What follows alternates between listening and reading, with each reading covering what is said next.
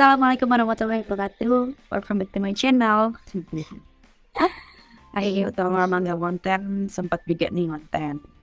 Oke, long story short, dia sekarang lagi kuliah profesi, PPG, Pendidikan Profesi Guru, Prajabatan di Universitas Negeri Jakarta. Nah, kemarin gue ada sempat bikin question box nih di Instagram gue buat yang mau nanya tentang PPG Prajabatan. Sebelum gue masuk untuk menjawab questionnya, gue mau jelasin dulu sedikit nih tentang PPG Prajabatan. Jadi PPG Prajabatan itu khusus buat yang ingin menjadi guru, sesuai namanya ya, pendidikan profesi guru. Terus harus yang belum punya dapodik, jadi ada syarat-syarat untuk mendaftarnya gitu. Bisa dicek di websitenya PPG langsung, kayak maksimal umur 32 tahun, terus kalau misalkan dari jurusan murni bisa nggak? Bisa, yang penting masih linear. Misalnya kayak kimia murni itu bisa masuk ke pendidikan kimia kayak gitu.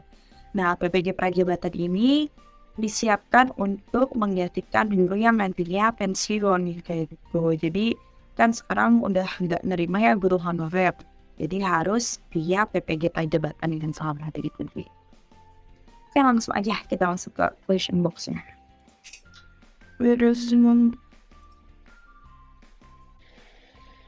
Oke, kita langsung masuk aja nih ke question box-nya. Yang pertama ada anak murni sabi ikutan gak? Oke, baru banget tadi ya dijawab. Kalau murni itu bisa yang penting linear, kayak kalau misalkan dari fisika murni berarti masuknya ke pendidikan fisika gitu. Misalkan dari teknik juga berarti kan linearnya ke fisika gitu. Bisa banget. Banyak kok di kelas gue malah ada 3 orang kalau nggak salah yang murni, dan di PPG Pranjab ke angkatan kedua itu lebih banyak lagi di Malaysia.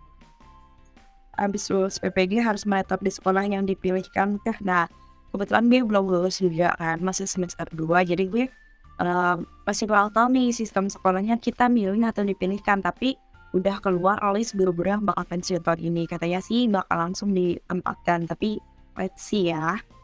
Gitu. Jadi oh iya, kuliah PPG itu cuma 1 tahun atau 2 semester aja. Tuh. Sesibuk itukah Kak PPG? Sibuk sih, karena full time banget. Jadi semester 1 itu kita 3 hari di sekolah, 2 hari di kampus gitu.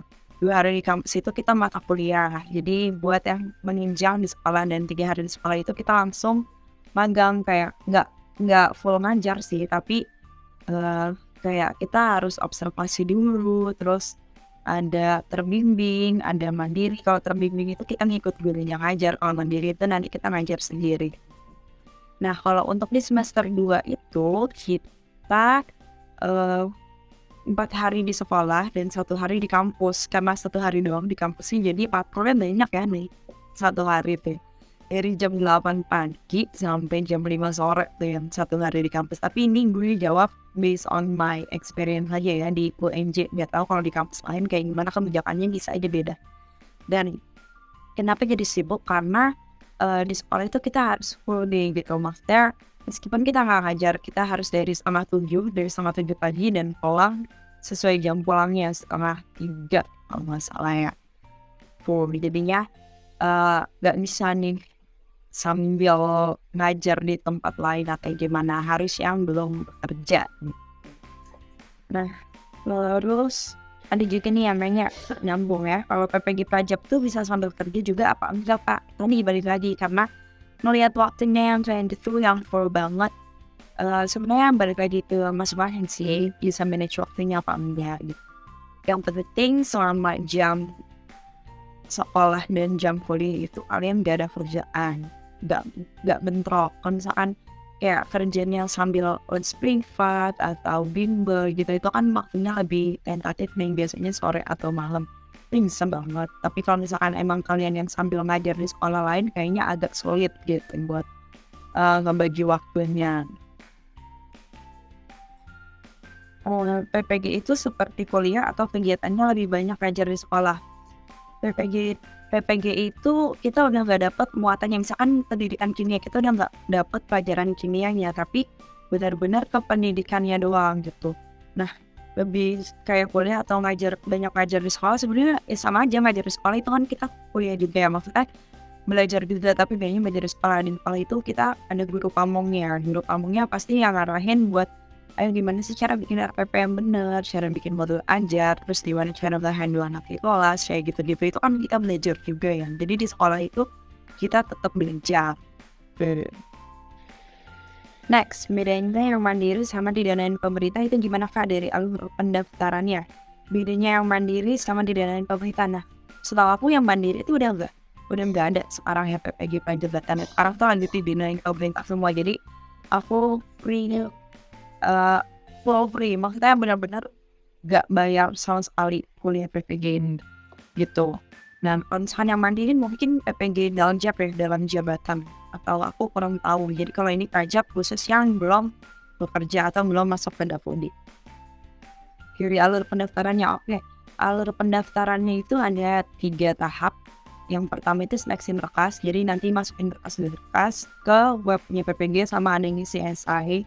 Tapi esainya tuh gampang, kayak pengalaman doang, kayak pertanyaan-pertanyaan simpel lah, tapi emang jawabannya minimal 100-500 kata. Itu sih yang takes time, dan buat gue yang susah untuk menuliskan kata-kata jadinya agak mager sih di tahap itu. Terus yang tahap kedua itu seleksi yang ujian gitu. Jadi ada 3 soal, literasi, numerasi, sama bidang kita. Kalau gue waktu itu kimia gitu. Terus abis itu kalau misalkan udah lolos dua-duanya, yang ketiga itu tahap wawancara itu sama 2 orang, bahasnya kurang lebih yang kita isi di esainya. Nah abis itu kalau udah lolos, udah kita lengkapin berkas-berkasnya kayak surat keterangan sehat, surat keterangan bebas narkoba dan lain-lain, daftar ulang, dan udah deh masuk. Kalau PPG Prajab itu bisa milih kampus sendiri atau nanti ditentuin. Oke, kalau PPG Prajab itu sebenarnya sistemnya kita daftar ke Indonesia, maksudnya ke pusat, bukan ke kampus gitu. Nah, jadi kampusnya kita ditentuin sama pemerintah. Jadi kita udah daftar ke pusat, terus nanti kampusnya dipilihin sama pemerintah yang sesuai dengan domisili kita, maksudnya dicarikan dengan yang terdekat dari domisili kita. Nah, kalau misalkan keberatan sebenarnya bisa majuin. Kemarin ada kayak yang salah ngisi mungkin, terus jauh banget, dan akhirnya majuin buat pindah dan ternyata bisa. Tapi untuk details gimana caranya itu kurang tahu, bisa dicari tahu lagi aja. Kamu pesannya apa Kak selama jalanin PPG Prajab ini, senang sedihnya itu? Senangnya benar-benar langsung implementasi ya, maksudnya kayak apa yang kita dapetin di mata kuliah langsung kita bawa ke sekolahan, langsung bisa kita implementasi. Terus juga kita dikasih wadah banget buat nyoba ini, nyoba itu. Kayak selama ini kan kalau S1 kita cuma belajar, gue cuma belajar gimana caranya ngajar. Tapi kalau di PPG ini tuh bener-bener yang real banget, lo turun ke lapangan, terus bahkan sampai persiapan ujian sekolah atau piket atau semuanya itu lo dilibatin. Dan menurut gue itu belum pernah gue dapetin di S1 gitu. Dan semuanya masih dibimbing, jadi kayak jelas aja. Dan kalau sedihnya apa ya, mungkin tugasnya jujur banyak banget. Jadi tugas yang kita itu terintegrasi sama learning management system atau LMS. Udah di situ ada berbagai macam topik. Misalkan satu mata kuliah itu ada 7 topik. Dan di setiap topik itu ada singkatannya lagi. KDKM itu mulai dari diri, terus itu elaborasi, eksplorasi konsep gitu.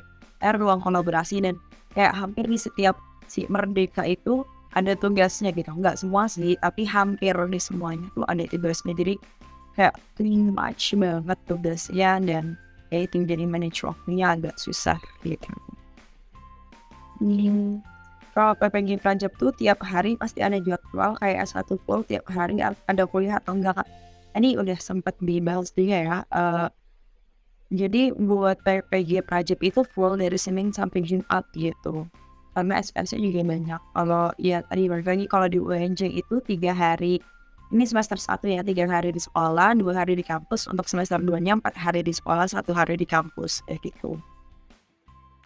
Kalau ini kenapa ikut PPG Prajabatan Kak?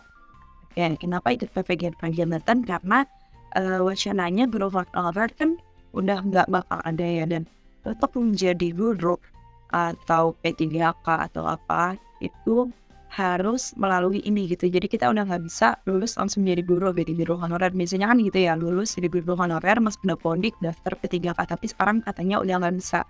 Jadi harus PPG dulu buat daftar itu karena udah nggak ada guru honorer. Age usia berapa yang sekarang ada di angkatan lu ikut program Percep ini? Jadi program PPG Percep ini maksimal itu 32 tahun seingat gue, tapi kalau di kelas 2 itu yang paling tua kalau nggak salah 30 tahun sih, dan yang paling muda kayaknya gue sama Alfi seumuran. Jadi kelas 92. Kak, PPG ngapain aja? PPG ngapain aja ya? Kuliah, ngerjain tugas, terus ikut-ikut kegiatan sekolah, terus ya belajar benar-benar belajar tentang pendidikan, ada pengembangan kurikulum, ada gimana secara revision assessment yang efektif, terus ada design thinking gitu-gitu sih, metode-metode atau bikin media pembelajaran gitu, yang spesifik. Oke, insya Allah udah terjawab semua nih pertanyaan-pertanyaan yang ke question box gue kemarin. Kalau misalkan kalian masih ada pertanyaan lagi, boleh langsung komen di bawah atau DM gue aja di IG @arrsansabil. Pasti gue jawab. So, thank you for watching. Doain gue ya, semoga lulus dengan cepat dan mudah dengan cepat sih, karena udah masih setahun. Lulus dengan mudah dan ya bisa melewati semuanya, dan cepat ada kepastian gimana lulusnya. Thank you. Bye. Assalamualaikum.